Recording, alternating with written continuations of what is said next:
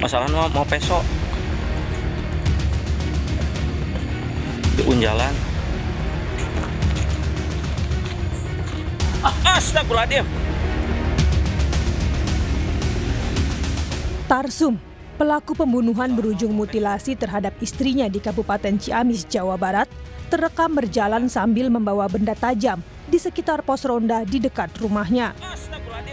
Awalnya, tetangga Tarsum tak mengira bahwa Tarsum baru saja melakukan aksi keji terhadap sang istri. Warga desa Cisontrol kemudian geger saat tahu pelaku telah membunuh dan memutilasi sang istri. Ada informasi, udah ada informasi, saya langsung kembali ke sini, gitu, ke lokasi, gitu, ke tempat. Ternyata di tempat itu udah ada kejadian pas papasan sama si pelaku, gitu. Saya didik, katanya tolong ngurusin biar jadi orang yang benar, katanya yang baik, gitu. Tolong itu aja, gitu. Nah saya tanya, karena kecurigaan nggak biasanya dia menitipkan anak. Saya tanya, kamu mau kemana? Udah nitipin anak. Saya mau kerja. Peristiwa itu dilakukan di dekat rumahnya dan disaksikan oleh warga. Warga mengaku kaget dan panik. Mereka tidak ada yang menyangka pelaku yang kesehariannya sebagai bandar kambing nekat melakukan perbuatan keji itu. Warga mengatakan sebelum membunuh istrinya, pelaku sempat mau bunuh diri. Namun, aksi pelaku dicegah warga. Beliau itu seperti apa? Iya, rajin, dia marah sama orang-orang juga biasanya. Jadi nggak nyangka sama sekali gitu. Memang aktivitas sehari-harinya apa, Pak? Dagang itu kambing, jual beli kambing dianya. Masih sampai sekarang? Iya, masih.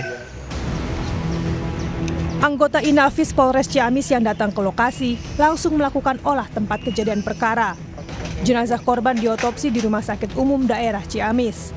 Sementara pelaku diduga mengalami depresi akibat terbelit hutang. Proses pemeriksaan dihentikan karena kondisi kejiwaan dan emosi pelaku yang belum stabil. Pemeriksaan fisik setelah pelaku kami amankan, ditemukan beberapa goresan senjata tajam di lengan kiri dan juga ada tusukan benda tajam di betis sebelah kanan belakang. Judi slot yang dilakukan oleh anaknya sendiri ini gimana, Dan? Tentunya semua informasi-informasi yang berkembang kami akan tampung dan kami akan lakukan pendalaman. Jadi untuk hal tersebut kami belum bisa berbicara terlalu jauh, tapi semua informasi kami akan dalami. Dugaan depresi menguat dari laporan warga yang mengatakan pelaku sempat berupaya melukai diri sendiri usai membunuh istrinya. Selain memeriksa kejiwaan pelaku, polisi juga terus mendalami dugaan utang pinjol yang diduga menjadi penyebab pelaku depresi dan gelap mata. Tim Liputan, Kompas TV. Informasi selengkapnya kita tanyakan langsung ke jurnalis Kompas TV, Dede Ibin di Ciamis, Jawa Barat. Dede, selamat siang. Ini polisi menduga pelaku depresi karena terlilit hutang. Lalu bagaimana kondisi kejiwaan pelaku sebenarnya? Apakah pemeriksaan kejiwaan juga sudah dilakukan, Dede? Ya, baik Yan Rahman dan juga saudara.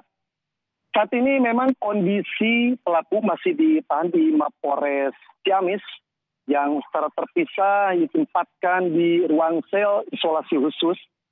Hingga kini memang pihak kepolisian perlu diinformasikan sudah 2 kali melakukan pemeriksaan terhadap tersangka, namun kondisi saat ini belum bisa memberikan keterangan yang seutuhnya. Kemudian memang rencananya saat ini tersangka Tarsum akan dilakukan pemeriksaan kejiwaan oleh tim psikiater yang didatangkan langsung dari Mapores dengan menunjuk salah satu dokter kejiwaan dari Ciamis dan Banjar. Rencananya memang jam pukul 1 siang ini tersangka akan dibawa untuk menuju ruangan khusus dan diperiksa secara tertutup di Mapores Ciamis, Jawa Barat. Kemudian juga awal motif pembunuhan yang dilakukan oleh Tarsum sebetulnya memang betul tadi itu ada terlilit hutang, desakan himpitan ekonomi yang membuat Tarsum emosi dan melakukan mutilasi terhadap istrinya.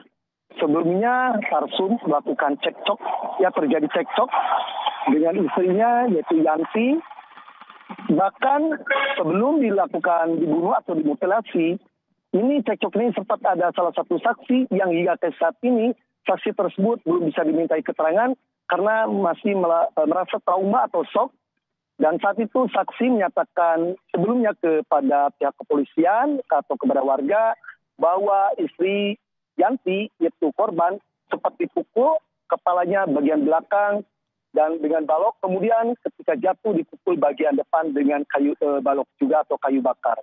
Setelah itu pelaku mengambil pisau ke rumah dan memutilasi istrinya di pinggir jalan. Tepat saat itu warga melihat langsung bagaimana aksi pelaku sangat keji memutilasi istrinya sendiri. Dan memang informasi yang terjadi saat ini saya berdasarkan adanya beberapa dari warga, terutama ke pihak kepolisian sudah memeriksa 7 orang saksi.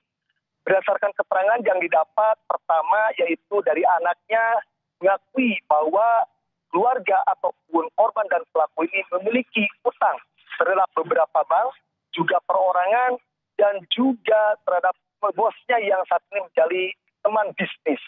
Yang lebih parahnya lagi, itu berdasarkan informasi dari keterangan keluarga korban atau tetangga korban, bahwa perilaku si anaknya yang kini masih duduk di salah satu bangku sekolah, beberapa kali menjual sepeda motor atau menggadaikan sepeda motor kepada tetangga, dan saat itu korban dan pelaku sering menebus hasil gadaian atau motor yang digadaikan ke tetangga tersebut. Ini sudah terjadi beberapa kali. Nah, di sanalah mungkin timbul emosional dari pelaku terhadap istrinya karena si anak ini, perilaku anaknya sering dijaga atau dimanja oleh istrinya sendiri. Seperti itu Yan Rahman, berdasarkan informasi keterangan dari 7 orang saksi yang sudah diperiksa di pihak kepolisian. Baik, seperti yang Anda sebutkan tadi bahwa pemeriksaan kejiwaan baru akan dilakukan, artinya yang menyebutkan mengalami gangguan kejiwaan baru dugaan sementara begitu ya, Dede. Lalu bagaimana bila nantinya pelaku dinyatakan mengalami gangguan kejiwaan? Proses hukumnya akan seperti apa ini, Dede? Ya, berdasarkan informasi yang kami lakukan dan dalami bersama jajaran kepolisian Polres Ciamis, kembali menyatakan kalau memang pelaku atau tersangka dinyatakan gangguan jiwa, ini rencananya pihak Polres dan psikologi akan membuat surat rujukan yang ditujukan ke rumah sakit jiwa di Jawa Barat, baik di Bogor ataupun di Bandung. Namun hingga kali ini memang dugaan-dugaan sementara saat ini pihak kepolisian masih menduga kejiwaan yang dialami oleh pelaku ini terlihat memang depresi berat. Namun terkadang si pelaku ini ketika dimintai keterangan terkadang nyambung, terkadang memberikan informasi yang sebenarnya, tapi ketika ditanyakan kenapa motif Anda membunuh istrinya, nah itu tidak bisa memberikan keterangan, dia langsung banyak bias. Bahkan ketika ditanya masalah utang piutang, pelaku juga sempat memberikan keterangan dengan jelas terhadap pihak kepolisian. Nah, pihak psikologi saat ini jam pukul 13.00 siang ini pihak psikologi sudah datang di Polres Ciamis untuk melakukan pemeriksaan. Namun pemeriksaan ini dilakukan secara tertutup, tidak bisa diberikan terhadap awak media yang sudah standby dari pagi. Seperti Yan Rahman yang dapat diinformasikan.